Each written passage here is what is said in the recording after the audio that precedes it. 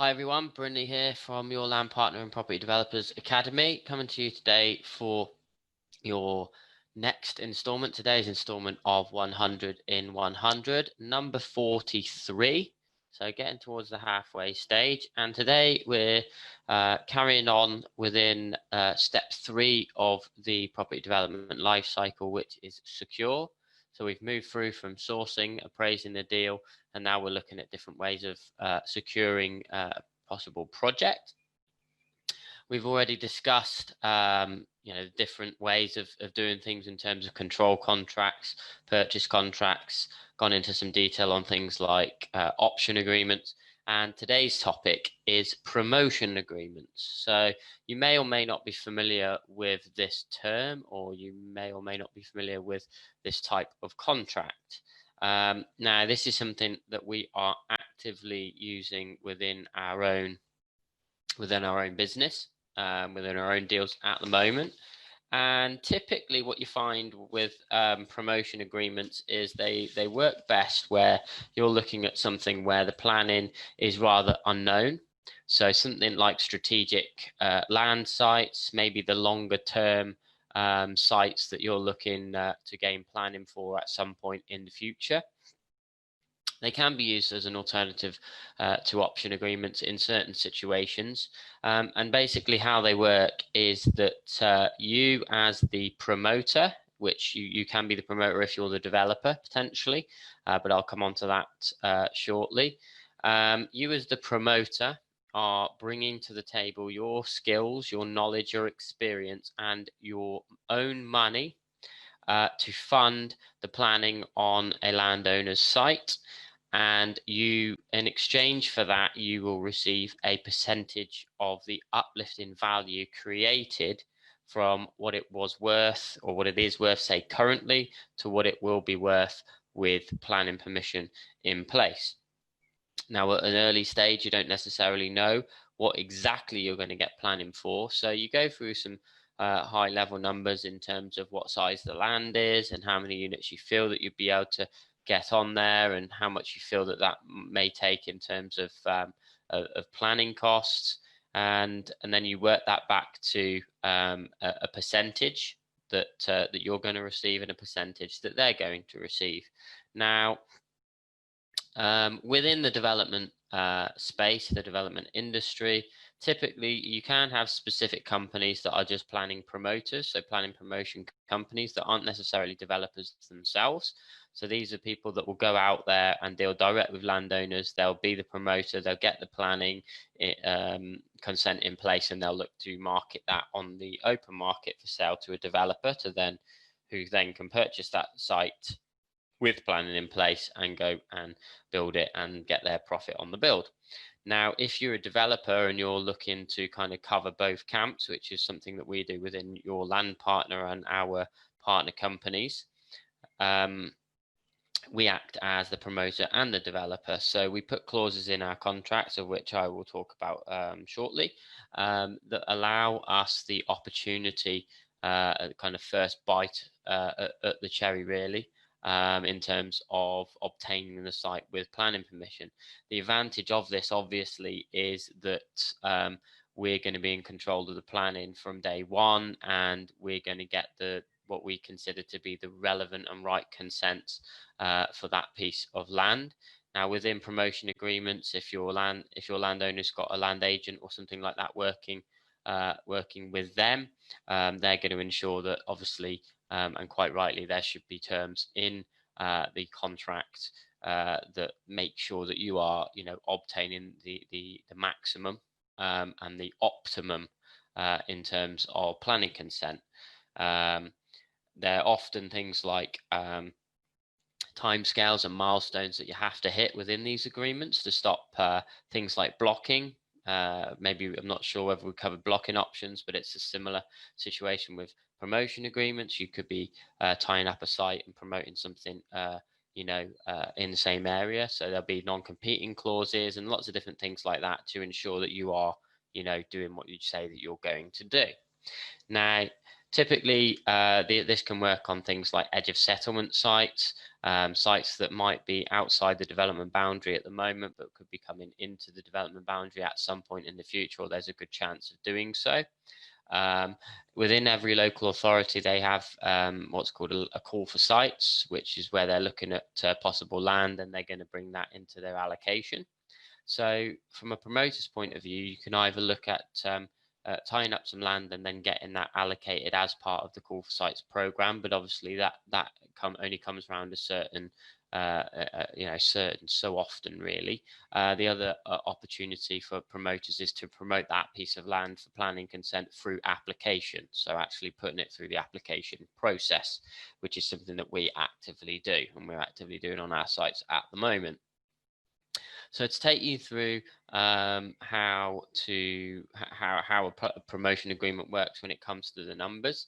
So firstly you look at and you agree an existing use value. So if an example of dealing with something that's on the edge of a town or a village, potentially that's outside the development boundary, could have an existing use as agricultural use.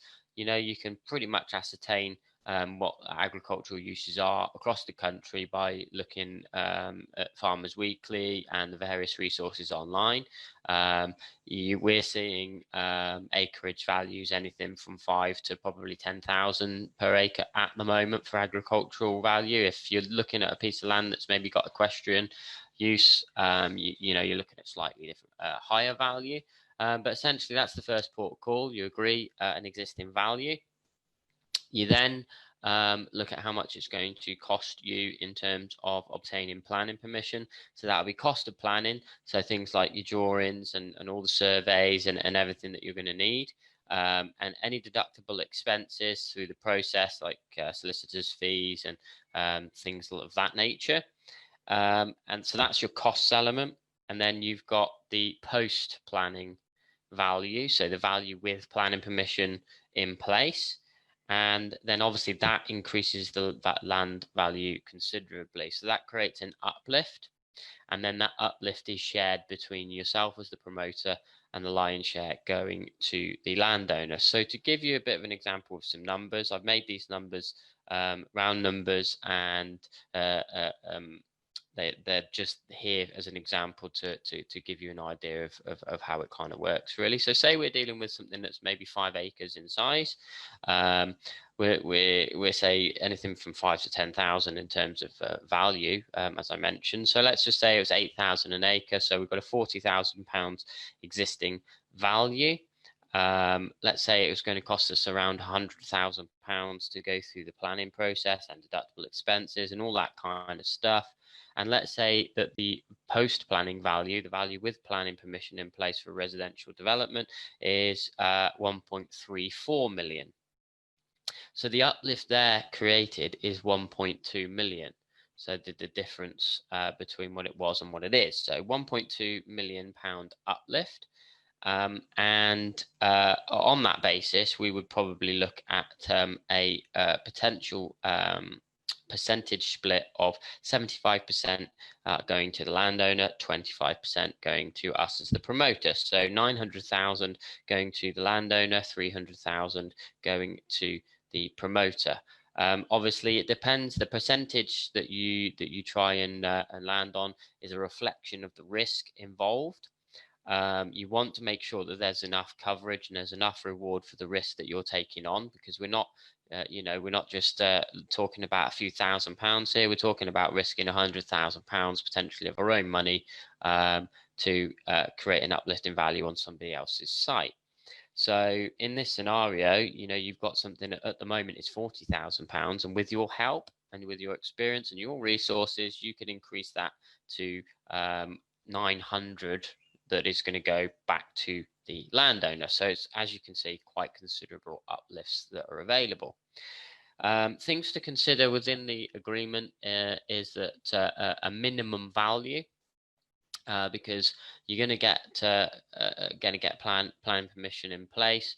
You're going to have to discuss from the outset what would be an acceptable minimum value per acre, for example, so you don't end up getting into a situation where you're trying to sell a piece of land, if that's your exit strategy, and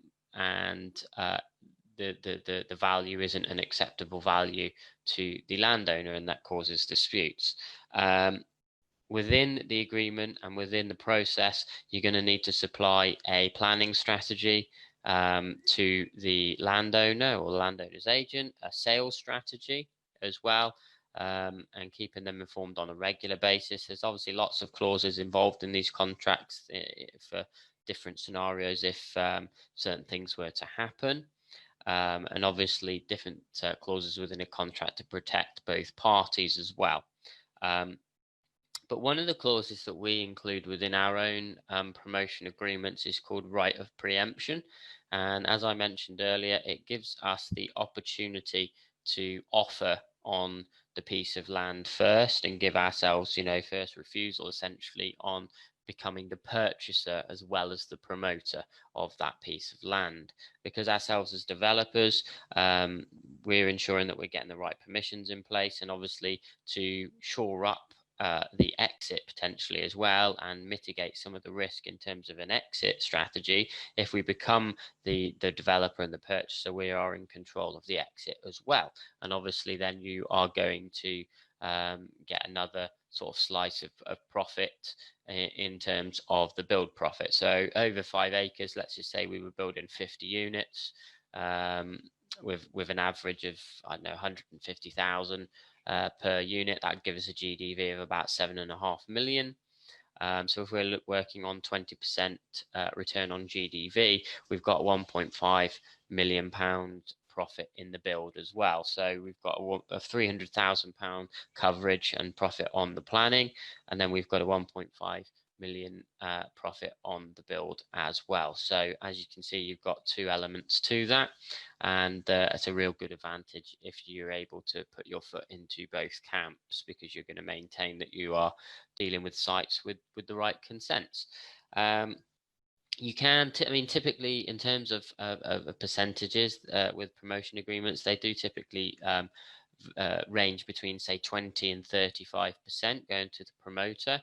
Now you may hear, or you may be speaking to landowners, and they may make you aware that other companies accept lower percentages. Generally, that's not untrue, but generally speaking, lower than 20%. Some promoters may be looking at 10-12% on some pieces of land, but we're probably talking on masses of land, tens and tens and tens of acres. So it's relative to the size, and it's relative to the risk as well. Now, typically, in terms of costs within our own business, we spend more on planning than most people do, but that's to ensure that we're putting insurance policies in place, if you like, to maintain that we're going to get the permissions that we want. If, for example, goes to appeal, we always plan within our planning strategy to go to appeal, so we're taking that into consideration when it comes to costs, and taking that into consideration when it comes to making sure we've got the right paperwork and paper trail in place, that we know that it's not just going to be up to chance, really. Obviously, it is a relatively high risk, high reward strategy to take forward. One way of mitigating the risk with something like this as a strategy within your business isn't just to do one. Because if you're taking one on its own, then you're just risking on that one project coming off. But say you were doing this, say 5 or 6 times, yes, it's going to cost you more in terms of funding requirements, and that might be more from investors and things like that. But essentially, with the coverage and with the return on investment that we're talking about with regards to planning uplifts, if, say, for example, out of those 6, 1 or 2 of them unfortunately failed and we'd lost £100,000 on each of them, well, 4 of them came off and we made £300,000 on each of those, then we've got enough coverage that's going to pay off our investors, and we're still going to make a decent amount of money. And then we've also got potentially, if that's the route you want to go down, the opportunity in terms of preemption to purchase and make some money there as well. So it's a really good strategy in certain circumstances, in certain situations. If you're dealing with sites that have got a lower planning risk or within boundaries, you may look to use a promotion agreement with a lesser percentage, possibly, but you might also be better off using a different type of contract, maybe a conditional purchase or something like that for those type of sites. But that's an insight into promotion agreements. Hopefully you found that useful. And in another session, we are going to be moving on to different types of contracts through the secure part of 100 and 100. So thanks very much for watching and listening wherever you are, and tune in next time for our next installment. Thanks very much.